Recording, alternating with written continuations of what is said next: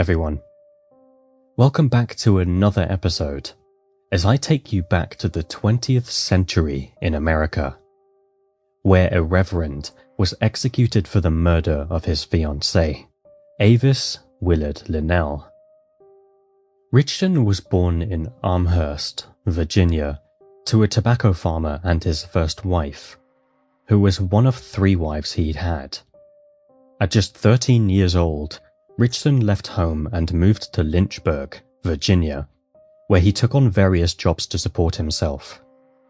Throughout his life, he had many different jobs.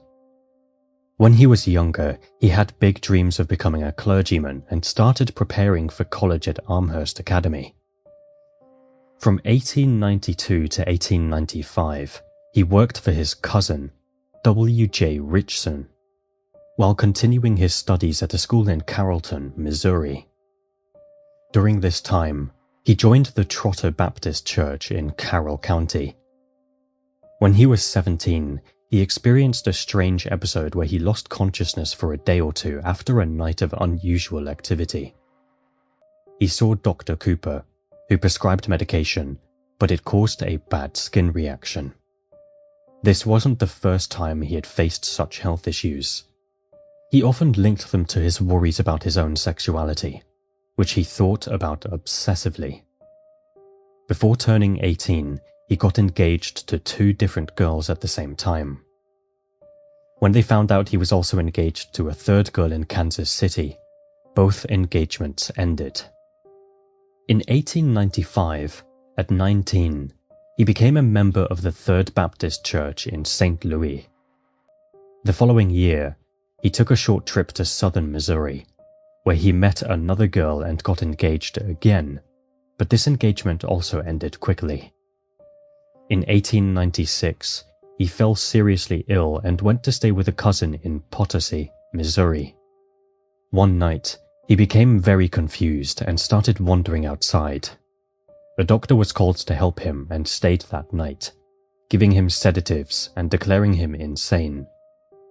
Following the doctor's advice, his cousin took him to the Missouri Baptist Sanitarium, now known as Missouri Baptist Medical Center, where he stayed for several weeks. There are no detailed records of his time there, but it was noted that he had some kind of mental breakdown. Afterward, he returned to Virginia and lived there for 3 years. In 1899, Richardson started attending William Jewell College in Liberty, Missouri. While he was in Missouri, he also enrolled at the Southern Baptist Seminary in Louisville, Kentucky. He was officially ordained as a Baptist minister at the 3rd Baptist Church. He preached at Bud Park Baptist Church in Kansas City from 1901 to 1904. His time there ended when both church leaders asked him to resign after he reportedly proposed to 3 different girls, which was considered inappropriate behavior. He also preached at a mission church in Kansas City. In 1905, Richardson was expelled from college for cheating. However, a college official wrote to his father saying that Clarence had become deranged, and they could no longer keep him as a student. In the fall of 1906, he enrolled at Newton Theological Seminary in Newton, Massachusetts. He graduated in 1909 and took an extra class in 1910.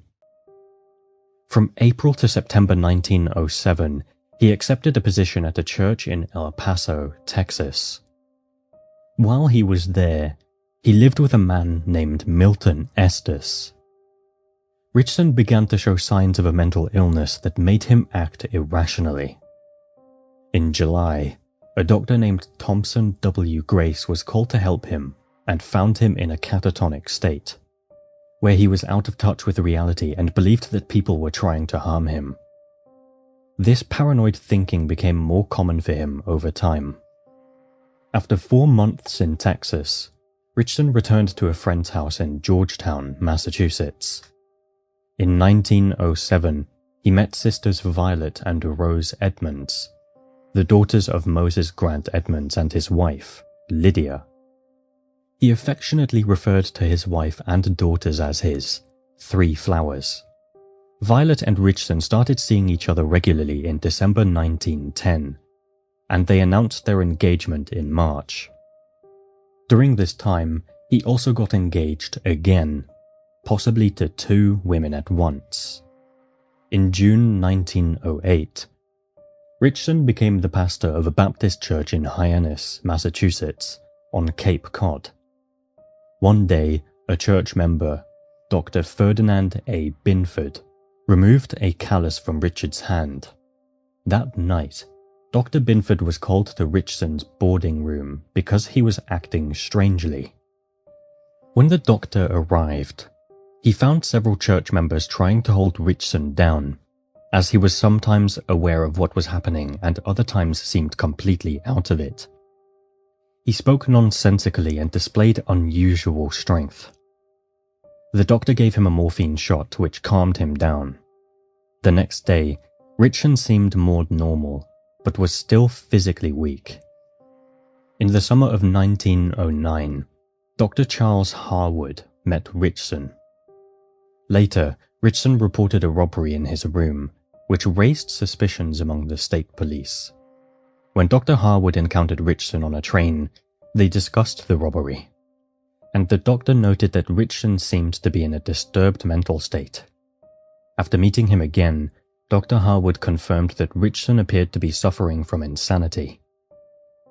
In April 1910, after 2 years in Hyannis, Richson resigned from his pastor position due to growing problems with the church community. On May 20th, 1910, the well-known Emmanuel Baptist Church in Newton, Massachusetts, called him to be their minister, and he gave his first sermon there on June 1st, 1910. One Sunday, while he was preaching at Bud Park Baptist Church in Kansas City between 1901 and 1904, 3 girls came up to Richson crying. Each one said that he had asked her to marry him. Because of this situation, the church leaders decided to ask for his resignation, which ended what might have been his longest time as a preacher. In June 1908, Richson became the pastor of a church in Hyannis, where he first met a young woman named Avis Linnell.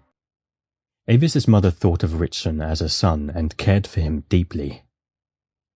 On Avis's 17th birthday, December 19th, 1908, he gave her a beautiful gold engagement ring.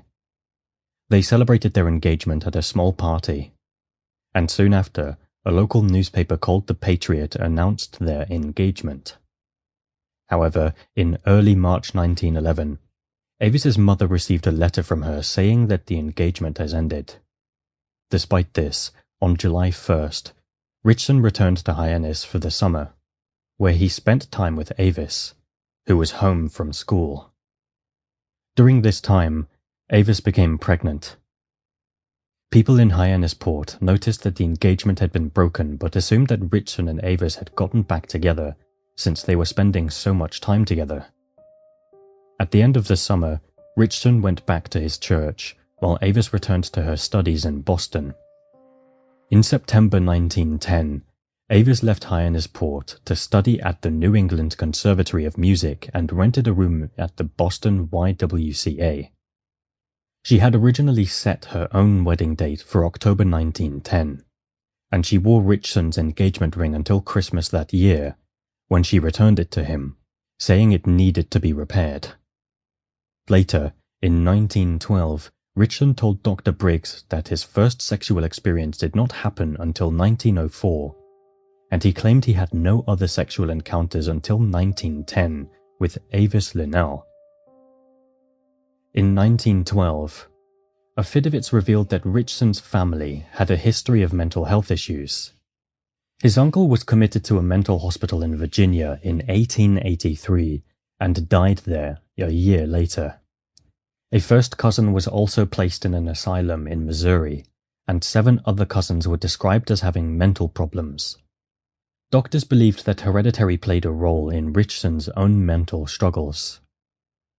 Much is known about Richson's life. largely due to a thorough examination by Dr. Lloyd Vernon Briggs, the director of the Massachusetts Mental Health Society. Governor Eugene N. Foss asked Dr. Briggs to assess Richson's mental condition on April 29, 1912. Dr. Briggs took this request seriously and gathered information from many people who had close contact with Richson, including records of their conversations. When Richson was just 3 years old, he fell down the front steps, leaving a noticeable bump on the back of his head. This injury was just the first of at least 5 significant head traumas he had experienced, which affected both his physical and mental health. At 6, his brother hit him in the head, causing him to sleep until a doctor arrived, leaving a scar that was 2.5 inches long. When he was 7, he fell off a horse and hit his head on a rock, resulting in a 3-inch bald spot and headaches that lasted 5 years.